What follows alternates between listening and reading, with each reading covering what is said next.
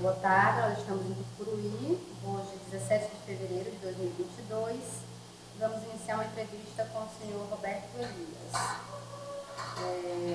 Vamos pedir que o senhor... Assim, primeiramente a gente informa que essa entrevista está sendo gravada, né, filmada, e que será divulgada para fins de trabalho, né, acadêmico, pesquisa e cultura. E iniciamos pedindo que o senhor fale seu nome completo, local de nascimento, e fala um pouco da sua família, de onde veio, né, de onde a origem da sua família, como foi a infância e o modo de vida. Muito bem, eu sou Roberto Elias de Lima, sou nascido em Sobradinho, no Distrito Federal, no ano de 1964.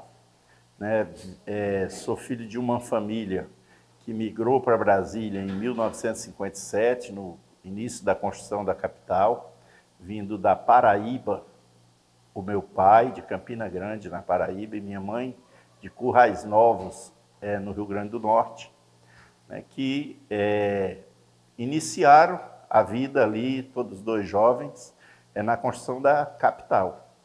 E vindo a se casarem quando ela já tinha a maioridade. Eles se conheceram, namoraram ainda jovens, ela era de menor, veio se casar quando ela atingiu a maioridade.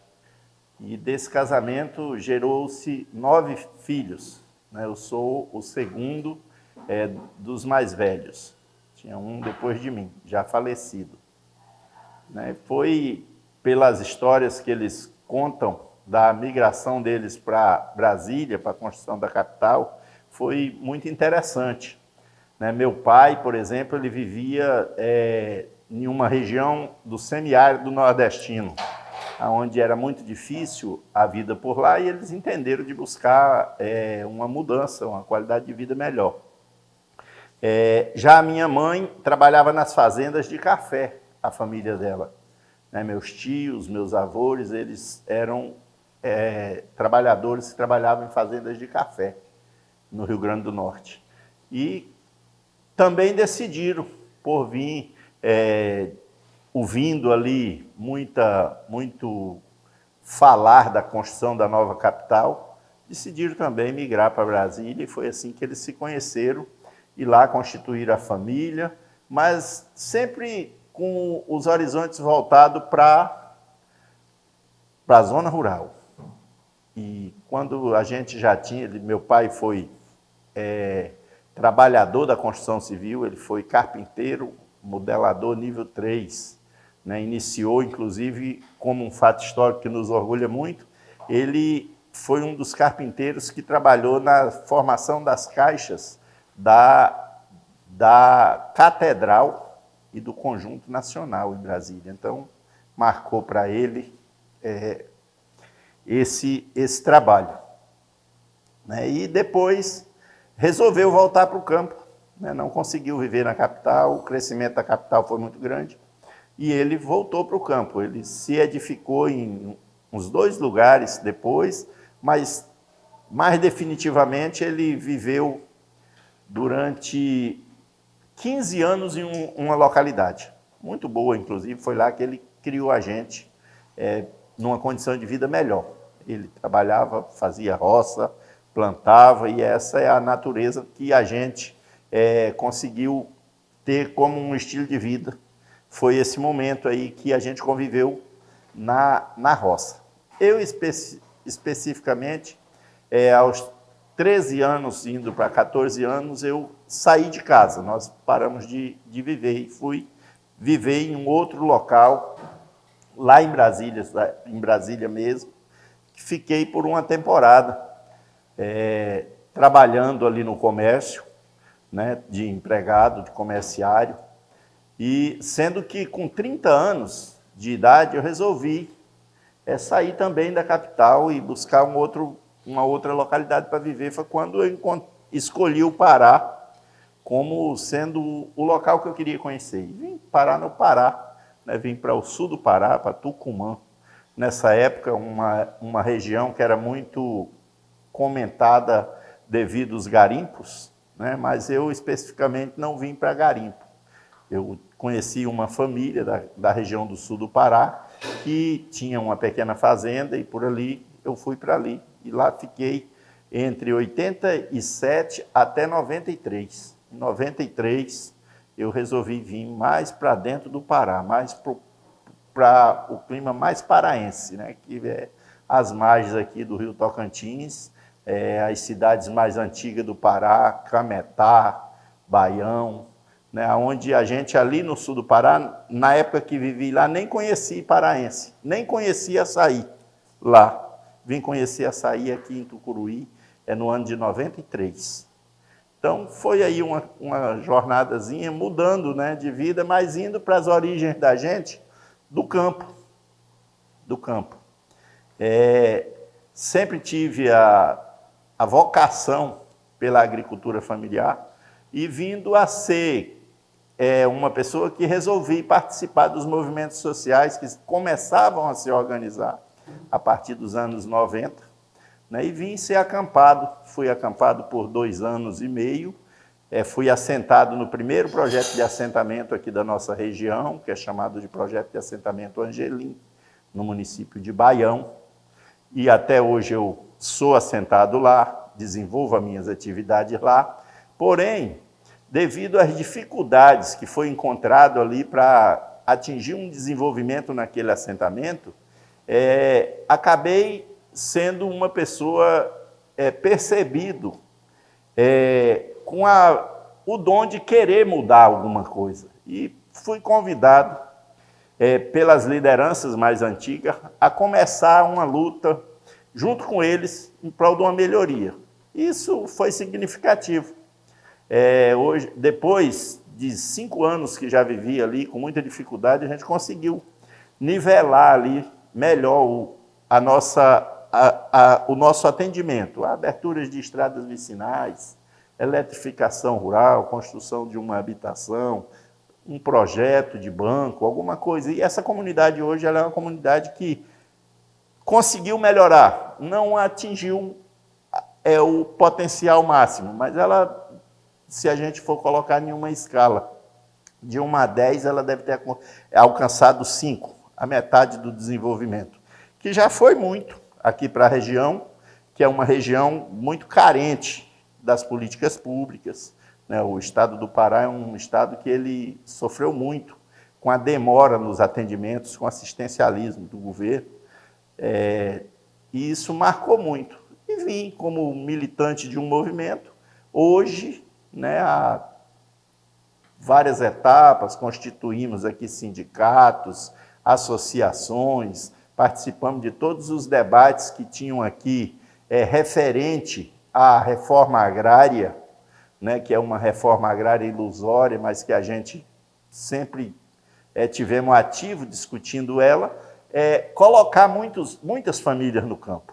Eu aí sim assumi de vez a condição de sindicalista, né, vindo a participar dessas estruturas novas que foram criadas e participar de cada assentamento. Então, hoje, só nessa região aqui, nós temos 42 projetos de assentamento que foram criados gradativamente. A cada ano, foi após 95, quando foi criado o primeiro, a cada ano se criava 2, 5, 3, até mais, sendo que o último criado foi em 2012, aqui na nossa região. A partir de 2012 para cá, não houve mais criação de projeto de assentamento.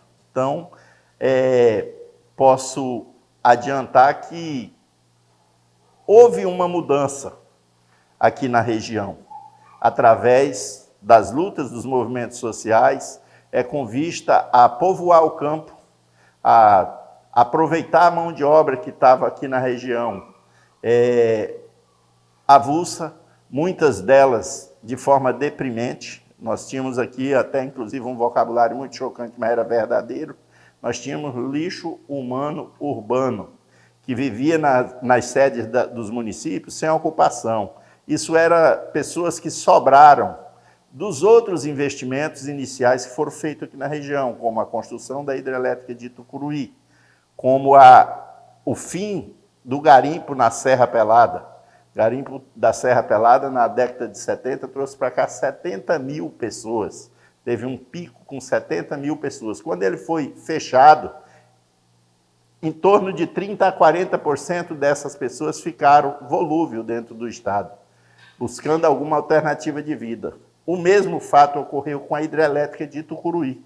Também teve um pico de contratação de mão de obra e que chegou um determinado momento, quando concluiu a obra, que essa mão de obra foi dispensada e ficou solta, né? Vindo as pessoas a buscarem a opção pela terra, não por uma aptidão, mas por uma necessidade, que exatamente mostra que hoje nós não temos ainda uma agricultura familiar perfeita no nosso estado, porque o perfil dos nossos agricultores não era da aptidão de agricultura familiar. Eles estão sendo modelados aos poucos.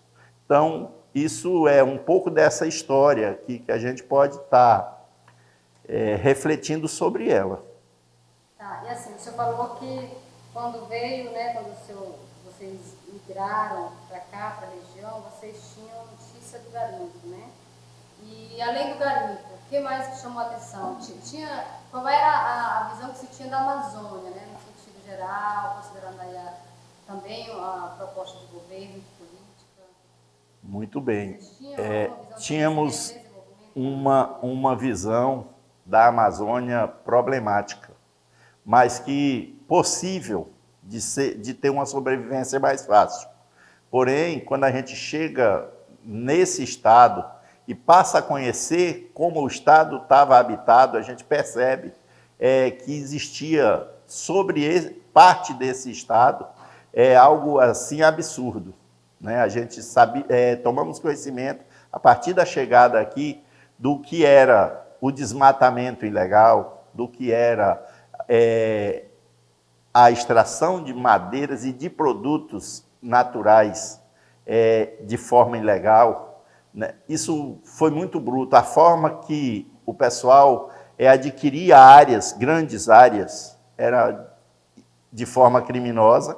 Isso não se extinguiu, ainda continua, em menor escala, mas continua, né? E isso preocupou muito, porque aquela chegada mostrava que tinha grupos diferenciados. Tinha grupos que estavam com a mão de obra para servir e tinha grupos que vinham para demarcar espaço. E isso, no estado, foi muito prejudicial. Por quê? Porque trouxe conflitos, trouxe exploração, a exploração da mão de obra, o trabalho escravo, né? E também a diminuição de espaço. Muitas áreas foram concentradas, impedindo assim que esse público que ficou aqui tivesse facilidade para encontrar espaços. Isso foi muito ruim, muito difícil. E a visão que a gente tinha da Amazônia era de uma Amazônia mais tranquila, né? Até porque os nativos daqui mostram para a gente um outro ensinamento. Aqui era eu, por exemplo, costumo dizer isso, era um paraíso que foi invadido. Aqui, os naturais daqui, eles não tinham dificuldade para sobreviver. Eles não precisavam de divisas. Eles viviam de forma natural mesmo. Tanto com o que consumiam, como o que produziam, como a quantidade de terra para eles, isso não importava.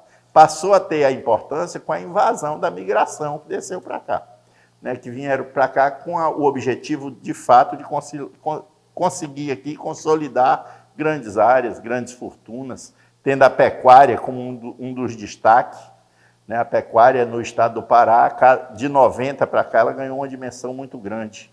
Grandes áreas foram desmatadas e também levando em consideração a condição legal das terras. Quase 100% das terras eram terras públicas, ou da União ou do Estado. Então isso facilitou, por quê? Porque nenhum dos dois não tinha nenhum mecanismo de fiscalização que pudesse atuar impedindo essas ocupações. Então, isso também se deu dessa maneira. Mas vou relatar um fato interessante a partir das lutas dos movimentos sociais. Os movimentos sociais que integraram o campo, na época de 93 para cá, que foram 3 movimentos mais fortes, e posso até pontuar 2 até a década de 2000, foram a FETAGRE e o MST. Esses dois movimentos desafiaram, né, a fazer o enfrentamento em busca de edificar aqui os primeiros projetos de assentamento. E isso trouxe o conflito. Como era essa atuação de vocês? Como era a aproximação de vocês, o diálogo com as comunidades, com os trabalhadores? E quem era contrário, por exemplo, às ações de vocês? Muito bem. Primeiro, a forma como montar esse público, né? A gente não tinha um controle sobre esse público. Esse público era um público que chegava, vamos acampar. A gente minimamente tinha uma forma de organizar esse grupo. Mas a ideia existia, conquistar uma área. Era a partir daí que o conflito se estabelecia, porque quando você ia para esse enfrentamento, você recebia de volta o impacto daquele outro que sozinho buscou demarcar uma grande área que não tinha comprovação de documento, era força bruta. Aí esse outro tinha pistolagem, contratava pessoas armadas, colocava para fazer a proteção daquilo que não era dele, mas que ele pretendia que fosse. Do lado de cá, os outros, conhecendo que aquilo não tinha uma legalidade, também faziam um enfrentamento. Sempre os trabalhadores foram o lado mais fraco nisso, levando aí aos conflitos, à perca de muita gente. No Pará, o nosso número de perca na luta pela terra, ele é altíssimo. Até os dias atuais, eles ainda acontecem muito forte, né? Mas naquele primeiro momento, ele era mais bruto. Hoje ele é mais pensado. Hoje as organizações que atuam, elas não atuam no mesmo sistema que atuava aquelas primeiras, porque as primeiras trabalhavam ainda com o idealismo da impunidade total. Era de um enfrentamento covarde, onde matava-se todos e ninguém contaria uma história. Né? Hoje já a gente vê isso diferente. Tá? Mas posso afirmar que esse início complicado que se deu por esses movimentos, eles foram se ampliando. Algumas das ações que foram acontecendo, elas foram servindo de espelho para novas ações. E acabou que isso conseguiu ter uma normalidade, ter uma discussão mais centrada em proposta de governo, possíveis ações policiais, denúncias a alguns órgãos. Isso se deu a partir de quê? A partir da criação das superintendências regionais do INCRA, que não existiam aqui no Estado. Passaram a existir a partir dos anos 90, que temos a SR1 lá em Santarém, temos a SR30 em Santarém, a SR1 em Belém e a SR27 em Marabá. A partir da criação dessa estrutura, começou a discutir as coisas mais presentes, com mais conhecimento. O governo também participando. Esse tipo de atuação que o senhor fazia junto com essas entidades, enfim, e nessa Constituição já nos anos 90, isso gerou algum tipo de dissabor, de problema do senhor com o senhor e algumas autoridades do Estado? O senhor se sentiu ameaçado, foi diretamente ameaçado nesse contexto? Como é que o senhor lidou com isso e sua família? Sem dúvida, foi momentos assim bastante complicados, até porque toda liderança era vista como alguém indesejável aqui na região onde tinha a demanda pela terra. E isso não ocorreu só comigo, ocorreu com todas as grandes lideranças. Nós temos um número muito grande de lideranças que se concretizou o fato delas terem sido assassinadas. No meu caso específico, já no ano de 2000, puxado por demandas que a gente construiu ainda nos anos 90, eu tive, sim, casos sérios. Eu fui ameaçado de morte, eu tive minha casa invadida por pistolagem, respondi processos, que foram processos feitos com o intuito de calar a gente. Fui, inclusive, preso, fui inocentado. Então, uma história assim, que ela mostra que tinha, sim, uma vontade de que não imperasse aqui lideranças com com a intenção de desenvolver essa atividade. Mas posso também adiantar o seguinte, muita coisa foi de realização. Né? Hoje, por exemplo, eu sou secretário de Políticas Sindicais da FETRAF Pará. A FETRAF foi constituída como uma nova opção de movimento em 2005, aqui no Pará. Né? A gente atuou inicialmente sobre as forças da CPT, com outro estilo de modelo de organização para fazer os pleitos, que inclusive aqui nessa nossa região foi através de fóruns agrários, onde se juntava várias ideias, construía uma proposta num fórum agrário e a partir dali a gente discutia, tendo como a base a coordenação da Pastoral da Terra. Então, já em 2006, nós constituímos um movimento legal, com CNPJ, registramos a nossa federação, que é a FETRAF Pará, que teve o seu sindicalismo também implantado aqui no estado, são os Sintrafes, né? E logo depois iniciamos com o apoio da FETRAF Brasil, que era um segmento para se criar a nossa confederação, e hoje nós temos a nossa confederação, que é a CONTRAF Brasil. Naquele instante ali, conflituoso de mudanças, também houve choque com os movimentos sociais, que não aceitavam implantar um novo sindicalismo no Estado.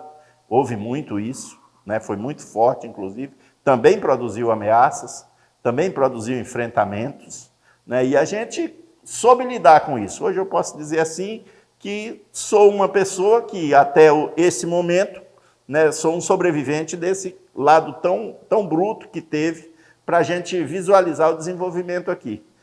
Um relato. Na nossa região, a nossa região aqui que eu componho como presidente do sindicato, ela abrange 4 municípios. Município de Tucuruí, de Breu Branco, de Baião, de Pacajá e de Portel. Portel, a nossa atuação é bem pequena, porque Portel é uma ilha do Marajó. Ele fica quase sem terras, né? Mas tem um ladinho dele que chega aqui. Então, essa área de influência do município de Tucuruí, que o município de Tucuruí em si é um dos municípios que tem menor território rural. Com a construção da hidrelétrica, foi retirado e a emancipação do Breu Branco, do novo repartimento, Tucuruí ficou sem zona rural, é bem pequena a zona rural. Então, nós crescemos na zona rural dos outros municípios de influência. É tanto que Tucuruí, daqui até a divisa do próximo município, que é Baião, dá só 18 quilômetros. A divisa é feita por uma aldeia indígena. Né? Para Pacajá também a gente anda para cá 20 quilômetros, a gente chega em Pacajá. Para novo repartimento não é muito diferente. Aí ele tem uma mecha aqui no meio que é mais longa, que é onde abrange o lago da hidrelétrica de Tucuruí. Correto? Não fugindo do raciocínio, na época que implantamos o sindicalismo, sabe quantas pessoas habitavam no campo como proprietários de terra? 167 famílias, dados do Sindicato de Produtores Rurais daqui desse município. No ano de 2015, nós pudemos contabilizar 4.600 famílias no campo, no mesmo território. Isso mostrou que houve, sim, um diferencial entre as lutas, aquele desconforto todo, mas o amparo às famílias, às pessoas que passaram a ter dignidade, que isso para nós foi muito importante, né? As pessoas que não tinham valor. Eu comecei minha fala falando de uma conversa bem chula do lixo humano urbano. Ele passou a ter a dignidade de dizer que é dono de um pedaço de terra. Então isso nos orgulhou muito.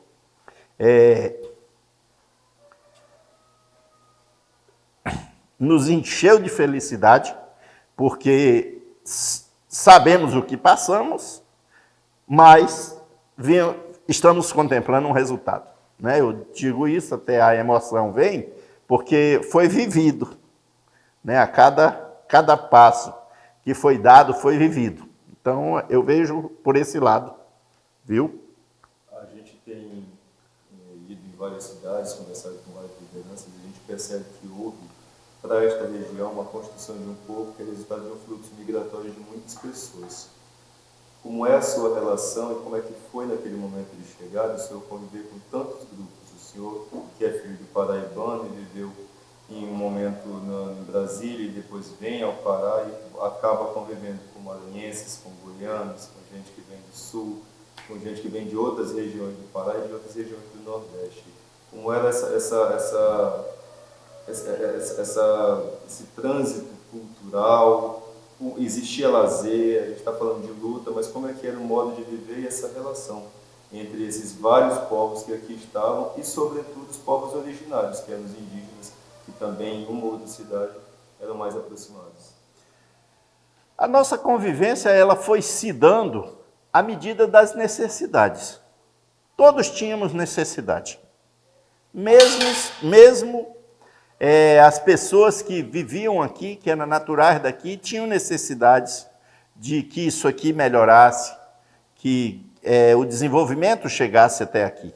Os povos indígenas, por sua vez, eles têm uma forma de vida totalmente diferente. Mas com a chegada do progresso, eles foram tendo também que mudar de hábitos. E para que eles se enquadrassem dentro desses hábitos, dessa mudança de hábitos, o assistencialismo a eles mais presente, eles também tiveram que integrar as lutas. Nós tivemos fatos aqui marcantes onde todos os movimentos juntos, inclusive os índios, participamos, discutindo a mesma causa. Isso para nós foi bastante significativo.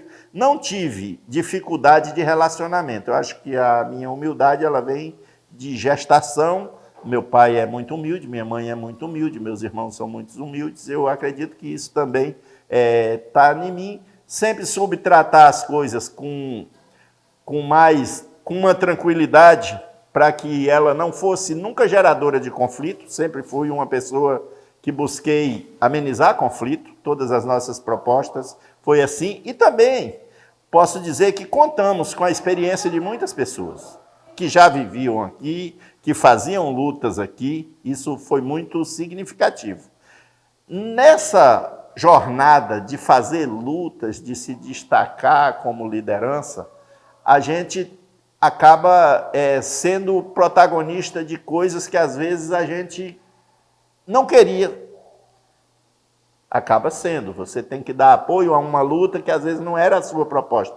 Nós, por exemplo, tivemos vários enfrentamentos em áreas que naquele momento não era o ideal do volume que a gente tinha. A gente poderia ter ido mais compassado, mas a necessidade era tamanha que a gente acabava se expondo a isso. Essa exposição, ela às vezes fragilizou em alguns pontos para que o desenvolvimento não tivesse sido 100%.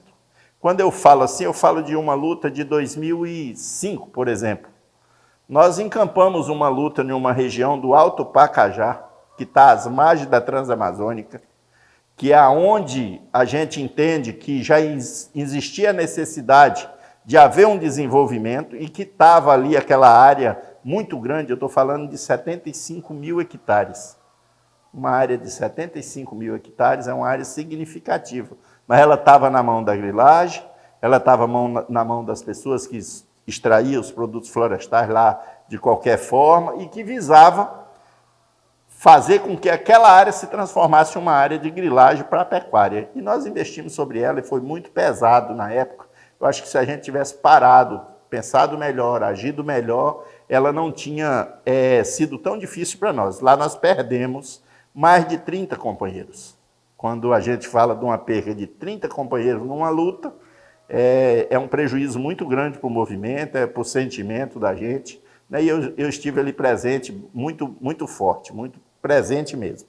Então, eu vejo assim, mas a ajuda das outras lideranças, a comunicação que fizemos, as formas como a gente articulamos juntos ideias, elas contribuíram muito para a nossa convivência, para melhorar a nossa atuação, melhorar a nossa convivência.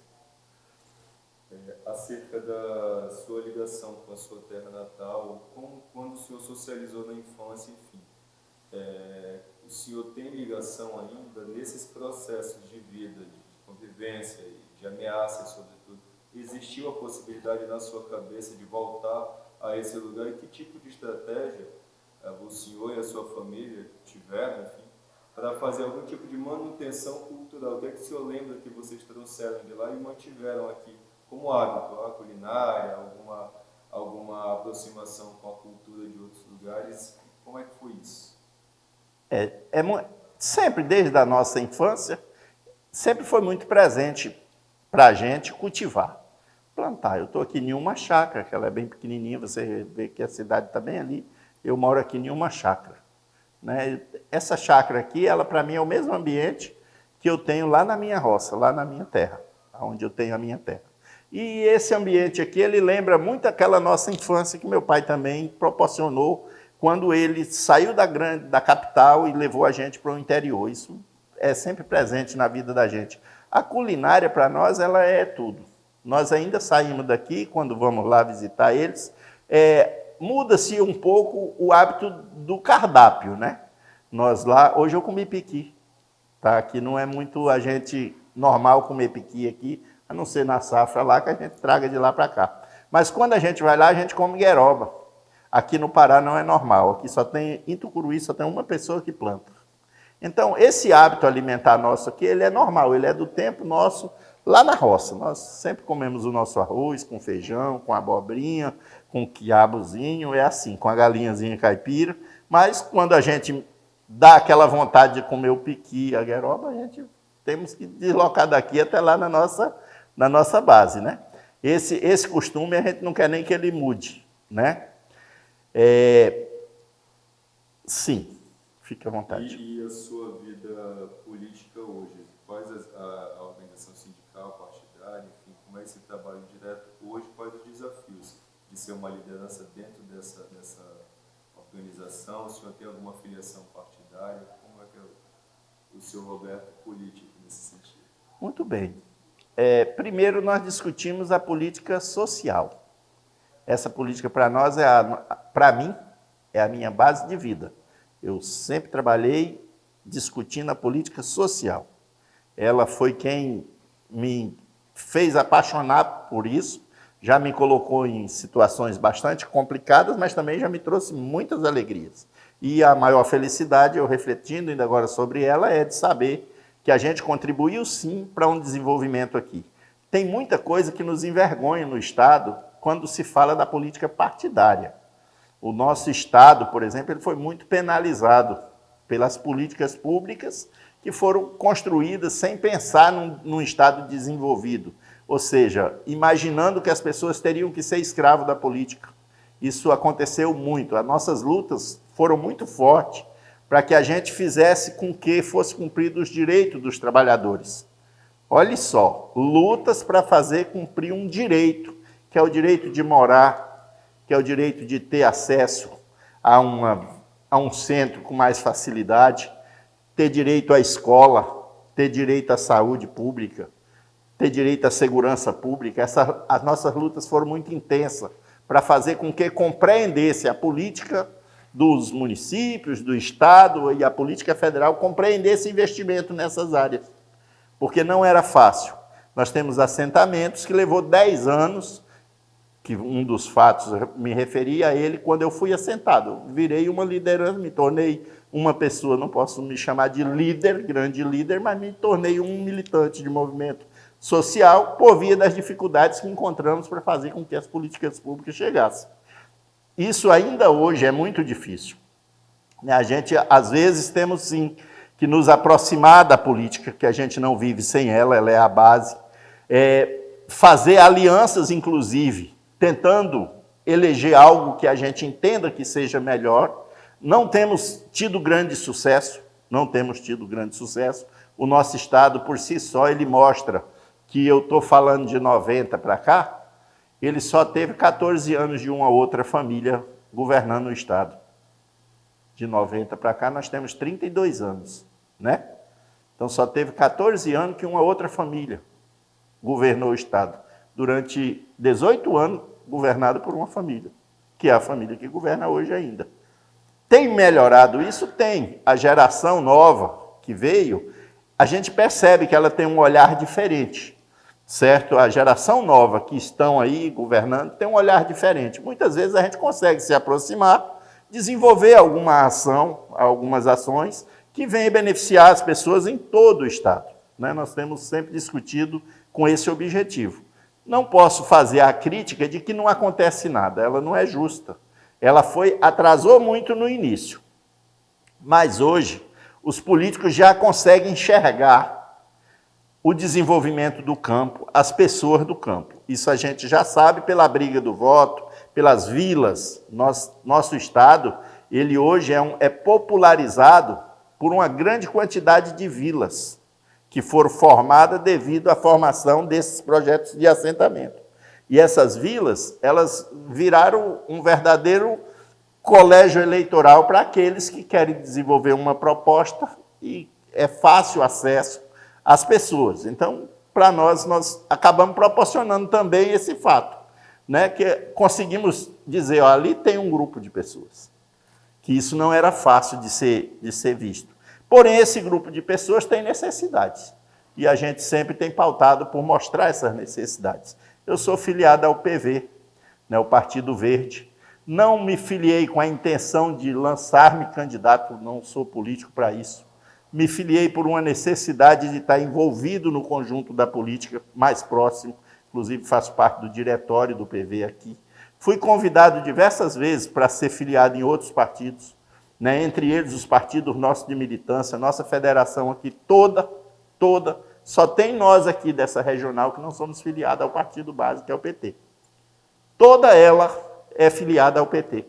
Aqui em Tucuruí é uma exceção que eu sou filiado ao PV e eles não fazem contraponto por isso, porque eu não levei esse ponto como um ponto de questionamento. Não acho que é diferente ser do PV, ou diferente ser do PT, ou diferente ser do PMDB. Para mim, eu acho que a minha visão está mais voltada para que você, sendo o governo, assuma seu povo. Essa é a verdade. Você, sendo o governo, assuma seu povo. Não divida seu povo. Olhe para o eleitor até o dia do voto, dividido. Depois do dia do voto, olhe para ele como um conjunto de responsabilidade sua. Eu penso assim. E com relação à vida religiosa, essa sua trajetória de vida, em todas essas inserções dos movimentos, mas a vida da juventude, como que se deu essa sua trajetória? Tem alguma denominação específica? Participa de alguma religião? Como que é? Muito bem. É interessante a história da religião, né? Eu sou filho de uma família católica, de berço, fundamentada na Igreja Católica de muitas gerações para trás, e nós não fugimos dela, não, nós continuamos nela. É tanto que eu tenho esse empreendimento aqui com o nome Chácara São Jorge, e tenho meu sítio também como Sítio São Jorge. Mas reflito muito sobre as outras religiões, e posso dizer que contribuiu muito para melhorar a convivência das pessoas no campo, também a participação das igrejas evangélicas. Muitas igrejas foram instaladas nas comunidades e não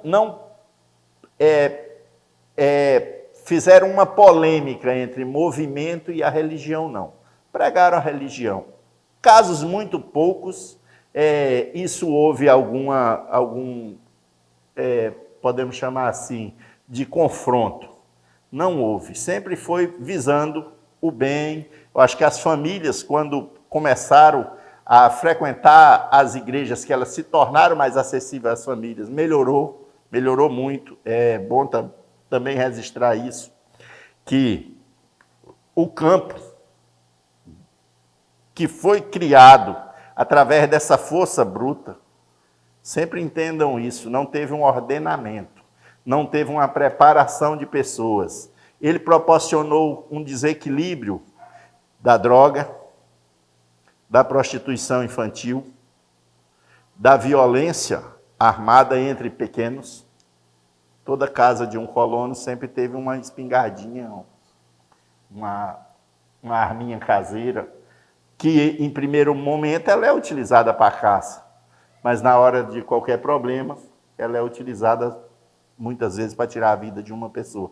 As igrejas serviram muito para isso.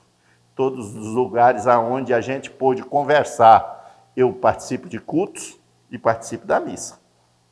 O fato de eu participar de um curso, de um culto, muitas vezes é para que me oportunizem falas no sentido de conscientizar famílias sobre como deve ser a vida ali no campo, distante da polícia, distante do delegado. As lideranças têm feito papéis incríveis aí pela zona rural. Não é o meu caso, eu já fiz parto, né? Já participei de audiências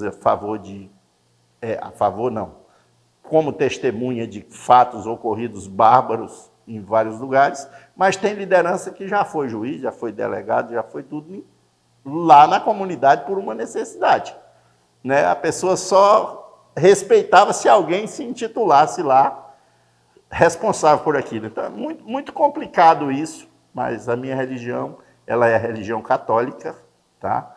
E também faço merecedor as atividades e o que foi desenvolvido pelas outras denominações. E já encontramos no campo todas, viu? Já encontramos a macumba, já encontramos o espiritismo, já encontramos o evangélico, já encontramos coisas aí de toda a natureza dentro do nosso assentamento. A gente pensa a ideia de desenvolvimento no nosso trabalho exatamente a partir desse marco. Quando ele fala de desenvolvimento, é como se chamava, desenvolvimento da Amazônia, progresso, a partir do marco que foi a construção da rodovia transamazônica da BR-63. Para o senhor, como um trabalhador rural, um sindicalista, enfim, um homem da terra que luta pela terra, o que significa essa estrada, o que significou e que pontos positivos ou negativos o senhor pode ressaltar acerca dessas relações, de como houve interferências, enfim, coisas do tipo na vida das pessoas daqui, o que foi de bom e de positivo a partir da Transamazônica? Muito bem, eu reflito sobre a necessidade de desenvolver essa região, a região norte aqui é uma região que precisava ser desenvolvida. E a gente sabe que foi alencado vários projetos grandes para cá com o objetivo de fazer o desenvolvimento. Entre eles veio a construção das hidrelétricas, a de Tucuruí, a de Belo Monte. Veio também a questão mineral, que é muito uma potência hoje aqui na região sudeste do Pará, né, transformadora, inclusive, de qualidade de vida ali. Tudo isso precisava estar canalizado por vias, por aeroportos, pela malha viária, por algumas coisas. Ainda temos, inclusive, situações travadas da malha viária, que é necessária ser corrigida, a questão da navegação do Rio Tocantins, que está ali parado diante de um projeto de derrocamento do Pedral do Lourenço, precisa ser feito, né, para que distribua também pela malha viária condições para escoamento de produção, para melhorar aí o acesso, tá, à grande capital, aos grandes centros, inclusive a outros portos. Já a Transamazônica, o projeto dela em si foi muito audacioso, eu penso, porque pelo tamanho. O governo parece que se sentiu impotente diante da construção completa da Transamazônica. Ficou construindo a estrada por pedaços, por período, por vontade política, e isso atrasou muito. E aonde ela veio ser mais prejudicial foi na região aqui do Pará, até o trecho que ela corta, de novo, de Marabá a Santarém. Esse trecho ficou penalizado por muitos anos. As licitações que foram feitas para asfaltamento nunca atingiram o seu objetivo. Muitas partes, onde eram mais críticas, que foi um erro também, gerado, vamos dizer, por questão jurídica, na execução da obra, deu continuidade a um sofrimento muito grande. Nós temos aqui um trecho que foi corrigido agora, estamos falando coisa de um ano, que ele dava apenas 2 quilômetros numa das ladeiras mais históricas que ela tem daqui para frente, chamada Ladeira da Velha. Essa ladeira ela é histórica de muitos anos. Fizeram o asfalto de um lado dela e do outro lado, e tem 10 anos. Só agora foi feito 2 quilômetros, porque na implosão das pedras atingiu um linhão de eletricidade e a empresa construtora entrou na justiça e embargou a obra. Olha, uma coisa que era preciso ser dado uma atenção. E quando eu lembrei da justiça, eu vou fazer um adendo para vocês. A demora nas decisões da justiça, ela tem sido prejudicial no Estado para muita coisa, inclusive incentivadora do conflito. Um processo dura na justiça para uma área de 1 ano, que poderia ser no início, a 15 anos, para que o juiz dê um parecer final no processo. É 15 anos de briga, de enfrentamento entre as partes. A mesma coisa ficou muito claro na hora de fazer um desenvolvimento numa rodovia tão importante como a Transamazônica, ficar parado um trecho crítico por 10 anos, sendo necessário todo período de chuva, as pessoas gastarem muito com um trator para puxar um caminhão, uma carreta, num lugar onde o fluxo de veículo é alto. Então, traz sim um atraso muito grande. Eu não tenho ela como uma obra que não era necessária, eu tenho ela como uma obra que era necessária, mas que o governo teria que ter priorizado ela, assim como priorizou a Belém-Brasília, quando ela foi construída. Belém-Brasília, o Juscelino Kubitschek, para que Brasília tivesse viabilidade de tráfego, resolveu construir Belém-Brasília e apenas 3 anos, 4 anos, ele inaugurou uma estrada tão imensa. Já a Transamazônica, a gente sonha um dia ver ela concluída. Sabemos que ela trouxe para cá também ilusões, porque devido à história da construção da Transamazônica, houve muitas migrações para cá, pensando que aquilo iria se concretizar e que a vida iria ficar mais fácil. Não é verdade isso. Muitos nem conseguiu saborear isso. Né? Temos uma história de muitas famílias que foram colocadas aqui na nossa região, em áreas até pequenas, áreas de 40 alqueires, 20 alqueires, colocada para teste de sobrevivência. Muitas delas não se sabem nem o que virou, certo? Foi colocada ali uma família, nunca ninguém veio ali mais saber se aquela família ainda existiu, se ela resistiu àquele sofrimento, que era sofrimento torturoso. Naquele momento que foi colocada, aí sim os direitos humanos da época era para ter acompanhado tudo aquilo que ocorreu, que não foram poucas. E as pessoas vinham na ansiedade de que estava construindo a Transamazônica, se edificava ali e a Transamazônica nunca acontecia, e eles tomaram outros rumos. Muitos desapareceram, muitos morreram mesmo, outros surgiu essa história da grilagem, que matou muita gente. Áreas sobrepostas, que uma pessoa ia grilar e encontrava uma família isolada no meio, não se conta os casos de famílias que só foi encontrado o barraco e os pertences. Então, essa é uma realidade cruel que a Transamazônica deixou, né, mas que ela, sim, no nosso entendimento, é necessária, principalmente nos dias de hoje, que seja concluída, que tenham um atendimento rodoviário completo. Nós tínhamos dificuldade aqui para que uma polícia rodoviária viesse nessa região, mesmo se tratando de uma estrada federal. Né? Aqui nós temos a 422, que liga Tucuruí a Cametá, Limoeiro do Ajuru, uma estrada que ela era estadual, ela foi federalizada, e ela é carente de um asfaltamento, porque ela corta exatamente a região do desenvolvimento que ocorreu durante esses 20, 30 anos aqui para essa região com a agricultura familiar. Mas estamos aí no embate, ela nunca sai do papel. Né?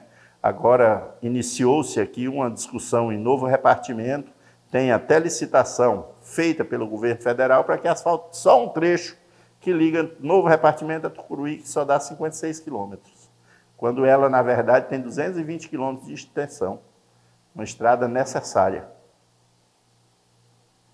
O projeto 50 mais 50, faz uma reflexão acerca dos 50 anos de construção da Transamazônica, da BR-63, e de como essas estradas, enfim, elas trouxeram outros projetos, de como isso impactou os modos de vida dessas populações, dos migrantes, e os outros 50, de 50 mais 50, é exatamente a nossa expectativa, o nosso desejo de futuro, a nossa ideia de desenvolvimento, de progresso, que o senhor deseja para essa região, para essa paisagem humana que está em torno dessas estradas e desses grandes projetos? Muito bem. O que a gente almeja é que o desenvolvimento dessa região seja mais completo. Eu penso que ele ainda acontece muito por força de poucos segmentos. Eu acho que essa região ela tem que ser vista com os olhos do governo por um todo, certo? Quando isso acontecer, eu penso que o desenvolvimento daqui dará dignidade humana para as pessoas que vivem nessa região aqui, muito mais satisfatória. Hoje,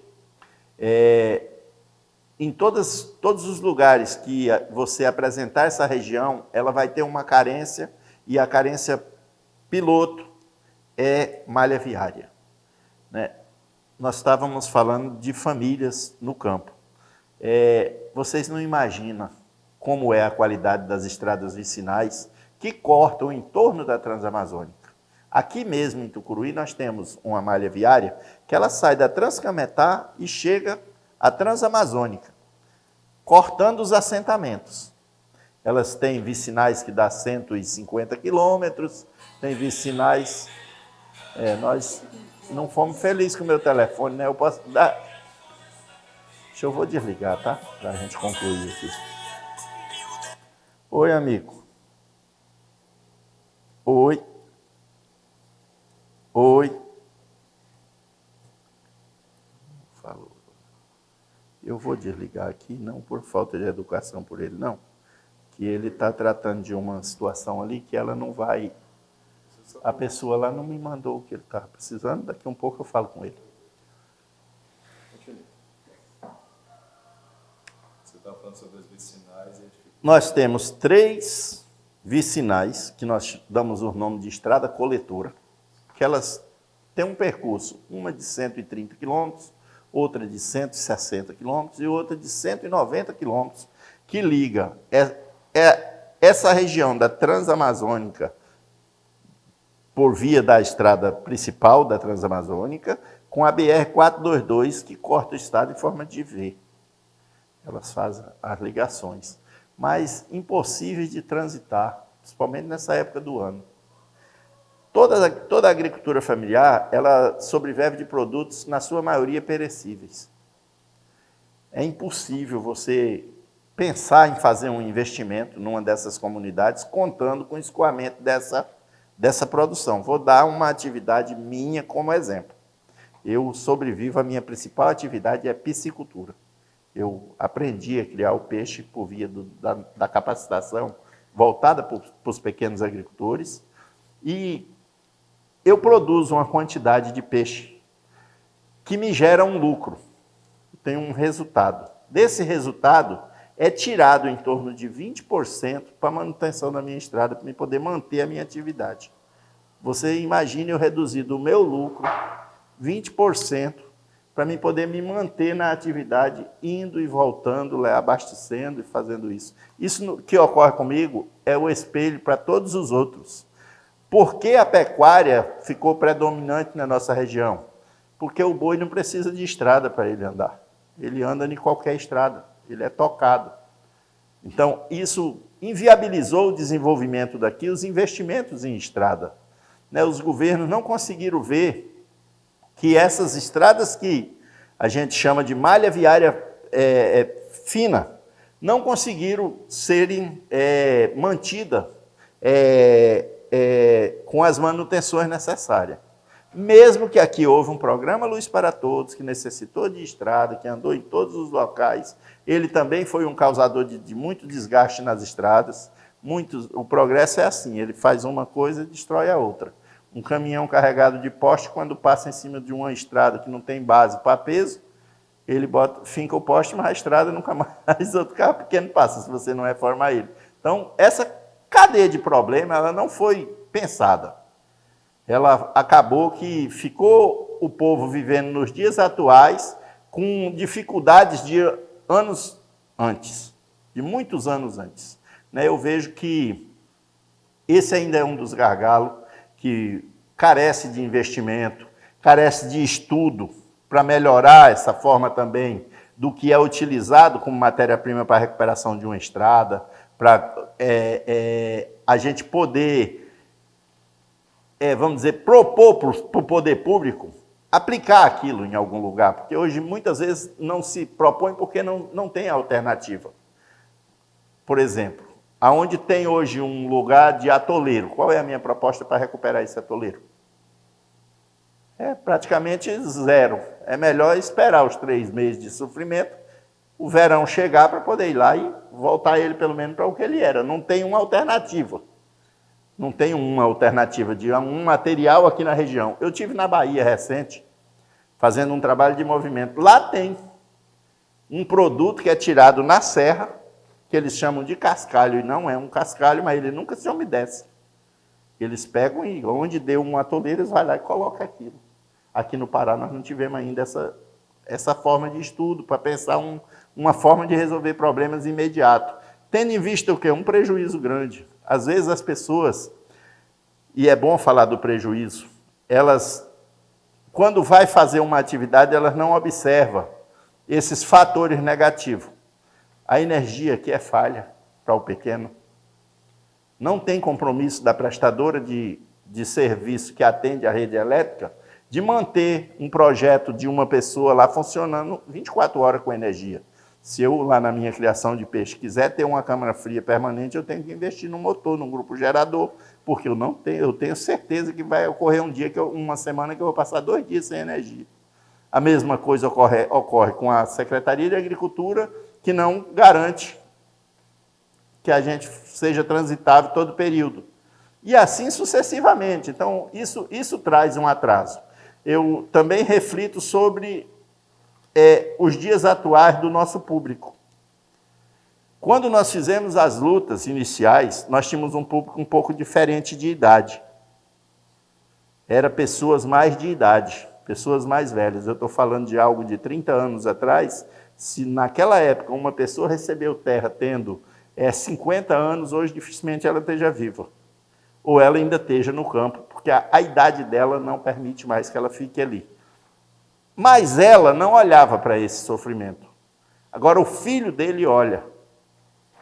O filho dele não quer passar pelo que o pai passou. E isso, para nós, acaba dando, sim, o êxodo rural. Acaba migrando. Nós temos buscado fazer a inclusão do nosso povo junto às universidades, para que ali forme um advogado, mas com o conceito da agricultura, para defender as nossas causas por conhecimento, por vontade, que isso não é um fato que ocorre normalmente. Então, os médicos é da mesma forma, o engenheiro é da mesma forma, a gente atenta para essa observação, mas a gente encontra dificuldades. A gente sabe que essa demanda ela não é fácil de ser composta pelo nosso público em uma quantidade satisfatória, maior. Mas também entendemos que lá no campo, famílias desistem de viver lá sem nem conversar sobre esse assunto, porque não quer viver o passado que viu o irmão, o tio, o pai viver. Isso também deixa a gente bastante angustiado. Bom, a gente agradece, então, o Projeto 50 mais 50 agradece a sua contribuição, a sua participação, a sua entrevista, e deixa o microfone e a câmera ali aberta para o senhor mandar uma mensagem, então, sobretudo para essas próximas gerações, né? O senhor tem uma história de luta, o que o senhor gostaria de dizer para os jovens, para os pensadores, para os outros sindicalistas, pessoas que pensam e que atuam na Amazônia? Muito bem. Em princípio, acreditar. A gente tem que acreditar. Não se constrói nada que você não tenha um objetivo de crença, que não determine um ponto de partida, um ponto de chegada. Eu acredito que a sobrevivência no campo ela é possível, e ela é possível da melhor forma. Eu, por exemplo, nunca vou trocar a minha vida no campo pela vida urbana. Eu acredito que ela é sempre mais saudável, ela é sempre mais segura, ela traz muitas vantagens para a saúde das pessoas, né? E acredito também nas lutas. Nunca devam parar de lutar. As lutas elas vão ser eternas, né? As pessoas devem procurar cada dia se organizar mais, buscar conhecer mais direitos, principalmente o nosso povo rural. Nosso povo rural ele não tem, muitas vezes, buscado conhecer o direito, às vezes ele fica sobreposto a outras pessoas levar de encontro a ele o direito que ele tem. E esse questionamento também é feito aos governos que, em todas as pautas, em todas as falácias que a gente faz, diante de alguma autoridade maior, a gente cobra que faça chegar o acesso da informação ao nosso povo, que haja as palestras de conscientização dos direitos das pessoas. E a gente sabe que isso ocorre muito nos grandes centros, mas não ocorre lá na zona rural. Acabamos de refletir sobre um tanto de dificuldade que impossibilita disso acontecer lá, mas que deve, sim, as cabeças pensantes, pensar modelos de que isso aconteça. Faça integrar nas salas de aula, encontre moldes para que os trabalhadores tenham consciência do seu dever, das suas obrigações, e que isso seja usado para o bem deles, cada vez para melhorar mais a qualidade de vida, a condição de vida das pessoas no campo. Eu acho que isso é o que a gente deseja, é ver uma agricultura familiar forte. Faço também uma fala no sentido de uma agricultura forte, ela muda também a cara da população que vive nas zonas urbanas. A facilidade para adquirir um produto limpo, os valores que os produtos que chegam ao mercado são muito mais acessíveis. E o que aquilo proporciona de renda dá uma dignidade muito grande para quem produz. Nós temos feirinhas da agricultura familiar. A nossa felicidade é muito grande quando a gente termina uma feira e a gente sabe que aquilo que as pessoas venderam ali, arrecadaram ali, vai ser transformado em melhoria lá para aquela família. Então, a palavra mesmo de ordem é acreditar que a vida no campo ela é possível, né? E que cada dia mais a gente vai conseguir ser mais visto com olhos humanos, na verdade.